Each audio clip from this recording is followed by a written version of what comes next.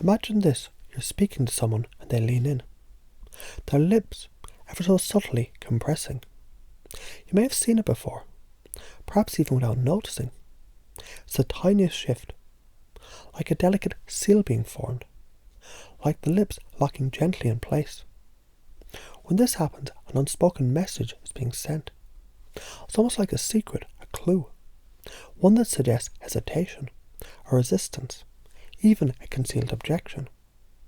But here's the thing, you're not just noticing the lip compression, you're understanding it. In that moment, the body is offering you a language of its own, a way to interpret what's truly going on inside. You can sense it, feel it, even before the words are spoken. What's it really mean?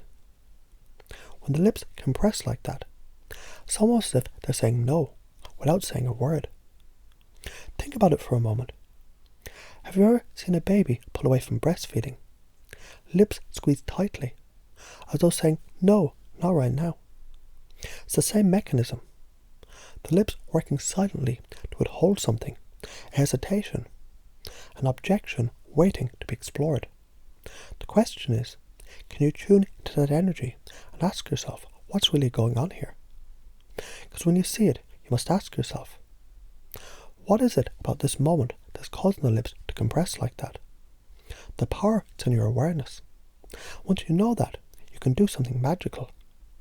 You can engage with the unspoken energy, addressing the hidden objection, before it even becomes a verbal concern. Think of it like a chess move. You're anticipating the next move before it even happens. It's not just about noticing lip compression. It's about understanding beneath every subtle shift, every tiny gesture there's a map to hidden emotions, to desires, and to needs. Sometimes those needs, they're not even conscious. They're just there, quietly waiting. And if you can notice them, if you can recognize them, you can help navigate the conversation towards reassurance, towards comfort, towards understanding. Now think about this. Have you ever seen someone nervously tap their pen and absent-mindedly run their hand through their hair? Or perhaps they bring a finger to their lips, gently caressing the outline of their mouth. There it is again, object insertion, that subtle action that tells you something is amiss. It's the body's way of signalling the need for reassurance. A pen in the mouth, a finger at the lips. It's like a gentle request for comfort. It's like the body is asking for permission to relax. Now imagine what happens when you can spot these cues. You notice the object insertion. You realize the person they're seeking reassurance, and you respond accordingly. You offer comfort, but you do it before the need for it becomes overt. You provide what's needed, and the interaction becomes smoother, almost effortless. It's as if you've uncovered the unspoken need, and now you're addressing it before it's ever fully rising to the surface. It's in the subtlety, isn't it? In knowing the unspoken, the unsaid, and responding to it. Let's shift gears for a moment. What about those expressions? You know the ones. The ones that don't quite reach the eyes, or seem forced. Have you ever encountered a smile that didn't quite feel right? You could tell something was off, like it wasn't real, like it was hiding something. That's a false expression. It's not coming from the deeper automatic part of the brain. It's coming from the more conscious control part. And guess what? The difference shows up in the asymmetry of the expression. Real smiles, they're almost always symmetrical, because they come from the mammalian brain, the part that controls instinctive, genuine emotion. What about those fake smiles? They're different. They come from the neocortex, the part of the brain that's a little too controlled, a little too perfect. You might notice it when someone says they're happy, but the smile quickly drops off their face, like a mask falling away. And that's your cue. Genuine expressions, they fade slowly. They dissolve without grace. Fake ones, they vanish suddenly, without fading, without that organic sense of warmth. It's the precision of the moment, the depth of the emotion, or the lack thereof. Let's talk of the subtle things that you might overlook. Nostril flaring. That's right, nostrils. Think of it as a signal that someone has triggered the body into action. It could be excitement, it could be a burst of happiness, or even a flash of anger. But do you know the deeper part of this? It's the body trying to absorb more air, more oxygen, to fuel a response, something brewing underneath, and the nostrils are just a sign of the emotional energy that's stirring inside.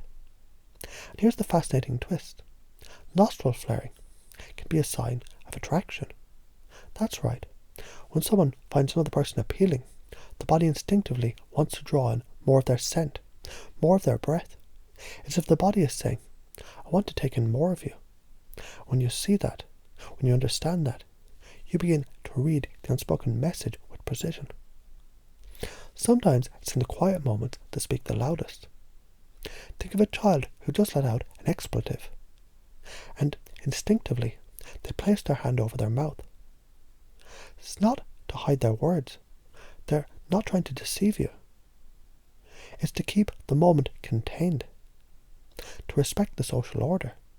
It's an expression of stress, not dishonesty. Something inside them is asking for permission, asking for space.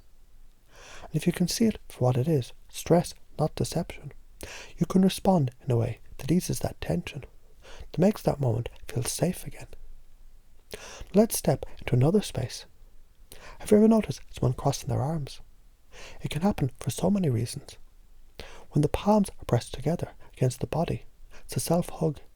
It's a need for reassurance, a small unconscious act of security. The body says, I need to feel safe right now. When you recognize this, you understand. The person is seeking comfort, seeking protection. The body is telling you something feels uncertain. They might find a little extra space to breathe. And there's more, much more. Picture a person who's suddenly guarding the lower abdomen, crossing their arms over their body in a protective way. You might be speaking about a sensitive subject, something that touches on vulnerability and insecurity, and in that moment their hands move in front of their abdomen, almost as if to shield it, to keep it protected. It's a sign, it's an invitation to connect, to ease that vulnerability, to offer comfort where it's needed the most. So now, as you go about your day, as you engage with others, remember this. The body is a language, a vast unspoken language, rich with clues and signals. Every subtle gesture, every shift in posture, is a message waiting to be understood. You can choose to listen deeply, to read these signs, and to respond with empathy, with awareness, because when you do, you don't just communicate, you connect deeply and authentically.